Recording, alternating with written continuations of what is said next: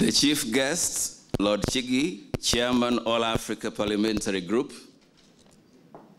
the noble lords, honorable members of Parliament, senior representatives of Her Majesty's government, excellencies, the High Commissioners and ambassadors accredited to the United Kingdom, distinguished guests, fellow Kenyans, ladies and gentlemen. Please allow me to begin by warmly welcoming you all to this year's Jamhuri Day celebrations, marking our 51st anniversary of independence. I sincerely thank you for sparing time out of your busy schedules to join us in observing this important event in our national calendar. As we are celebrating here, Kenyans are also celebrating at home, and so we also take this opportunity to congratulate and wish His Excellency President Uhuru Kenyatta well as he leads the Kenyan nation in marking this important event. As we celebrate Jamhuri Day, we also acknowledge the many sacrifices made by the people of Kenya in the struggle for freedom and equality. It is also an occasion for us to reflect on our past, present, and future in order to take stock of our achievements, challenges, and opportunities that are available. We also use the forum to tell our story or positive achievements in our attempt to change narratives, because looking at what Christine Lagarde, the Director General IMF, said in January this year when she came to Nairobi, she reminded the audience that Africa is changing. Sub-Saharan Africa is changing. It's the second fastest growing region in the world, with economies growing at the average of 5–6% for the last 10 years. If you take 10 fastest growing economies in the world, 6 are in Sub-Saharan Africa. Unfortunately, at times, people only receive the negatives and not the positives. So an audience like this is also important for telling our story that there is more to Africa than malaria or Ebola.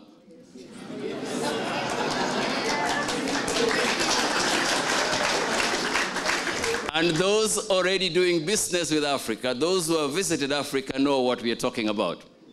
Quite a number here today. And so let me not act. I know there are several men and women of the cloth in our midst. So normally they would not preach to convert those already taking part in Holy Communion. So, but for those who have not been to the continent offers many opportunities, promising returns. Give me a challenge. Which other territory gives you an investment returns like the ones you get in Africa? None. And those who have gone to Africa never come back. They continue staying and expanding their portfolios. In this regard, Kenyans are also proud to talk about the positive achievements that they have had over the last 51 years. And maybe I can talk about the last few years, whether it is in the field of education. We've had our people now having compulsory basic primary education. And recently, with subsidized secondary education, is free to all Kenyans. As a result, we are achieving actually gender parity for both primary and secondary school education. We cannot forget also to celebrate our athletics that are feared and respected, whether it is marathon, steeplechase, and other things. We also celebrate many other things, even the recent withdrawal of the ICC case against our head of state. We also celebrate major finds. I'll come to a statement later on to talk about Kenya being the 9th largest economy now in Africa without minerals. But God delayed revealing to us our oil and finds for a purpose. But we are proud to say that, like our neighbors in Uganda and Tanzania and Ethiopia and Somalia, Kenya too has struck oil and natural gas and coal. So we believe our economy will be much greater when we add the component of oil and gas in it. And for that we thank British companies that have partnered with us, like Tullow. I saw the representative of Tullow here. Tullow sank 11 wells, and out of the 11, 9 of them, they struck commercially viable petroleum, and so they should be starting their commercial operations from next year. On the economic front, it is gratifying to note, ladies and gentlemen, that the government implemented sound macroeconomic policies in recent years, resulting in robust fundamentals. Our economy has performed relatively well over the past decade, growing at 5.6% last year, and is expected to grow to 5.7% in 2014. After the recent rebasing, in September this year, the country's GDP was revised to 53.3 billion, giving GDP per capita of 1,246, consequently making Kenya to reach the lower middle income country status and also to be the 9th largest economy in Africa, as I said earlier. In this regard, recent discoveries, as I said, of oil, gas, coal, and other minerals will definitely boost Kenya's economic and overall development in the coming years. Ladies and gentlemen, Kenya has and will continue to create conducive environment for investment. We are currently heavily investing in infrastructure projects. This was out of the realization that infrastructure is critical for growth. It consequently became imperative to address the deficiencies in order to unlock the potential and maximize infrastructure's impact on socioeconomic development of the country and the region. It is in this regard that Kenya successfully launched and floated in June this year Eurobond of $2 billion here in London to finance some of these projects. We are glad to say that it was oversubscribed by 500%, because in as much as we were looking for 2 billion, we ended up getting bids of 8 billion. There are therefore many investment opportunities in infrastructure, tourism, agriculture, wholesale, retail, manufacturing, mining, as well as in the financial sector. And we therefore invite our British and international investors to come and partner with us in our quest to propel the economy to attain upper middle income status in the near future. It is our policy to consolidate our relations with traditional partners like the UK as we look for new and emerging markets outside. When we look for new and emerging markets, it is not at the expense of our traditional partners, which we value and really cherish.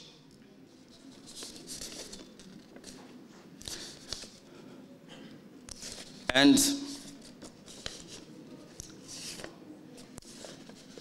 let me come to another line which is known to many of you, that it is not only manufacturing, but we are also a tourist destination.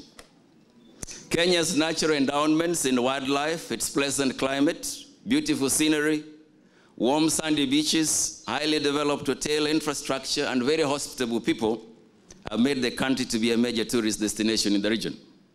In this regard, I wish to reiterate the government's commitment to secure Kenyans and visitors in the country from incidences like the recent barbaric attacks by Al-Shabaab extremists in our 2 counties of Mandera and Wajir, bordering Somalia.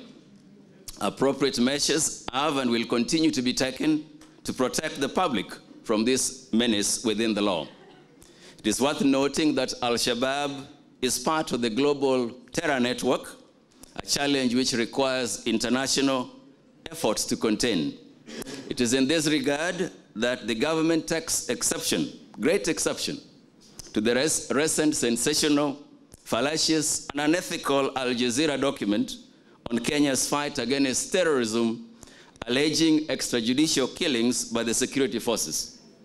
The government of Kenya does not operate death squads to eliminate suspects and is not aware of existence of such groups in the country. In spite of giving our part of the story, Al Jazeera unfortunately chose not to cover it.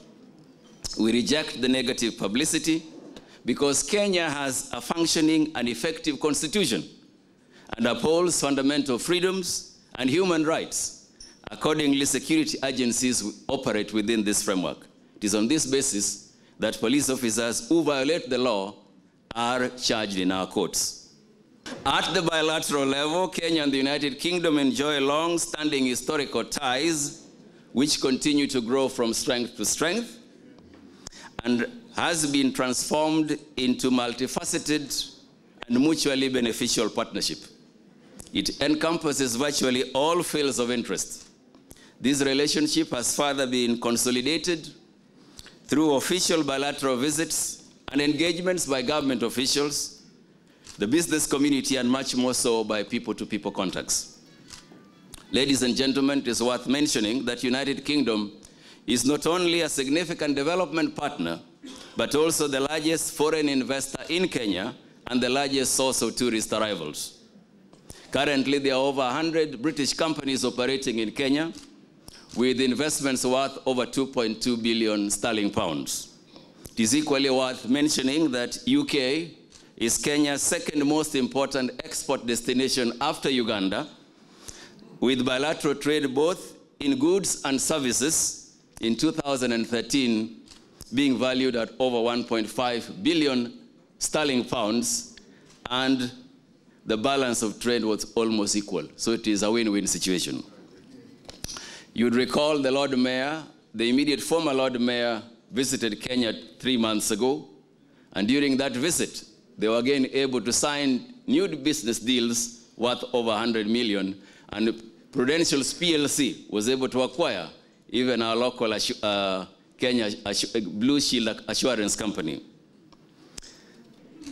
As I conclude my remarks, I will not do so without expressing my appreciation to organizations and individuals who have contributed immensely in promotion of relations between Kenya and the United Kingdom and even operations of our own embassy. First is all of you here for joining us for these National Day celebrations, and for members of the East African Association led by Lord Valentine and Mr. John Small. I saw Lord Valentine and Mr. John Small here. The Kenyan Society led by Patrick Orr. The Foreign and Commonwealth Office, I saw Ambassador Bo here. The Kenyan Diaspora, the British and Kenyan private sector organizations, not forgetting former High Commissioner Ambassador Ephraim Mungari and his predecessors, and a team of my dedicated colleagues at the Kenya High Commission. I would therefore wish to request all of you, you're already standing, so I'll not ask you to stand, but I request you to fill your glasses and join me in proposing a toast. A toast to the good health of Her Majesty Queen Elizabeth II and to the prosperity of the people of the United Kingdom and to all of us gathered here today. Long live Kenya-UK friendship. Cheers.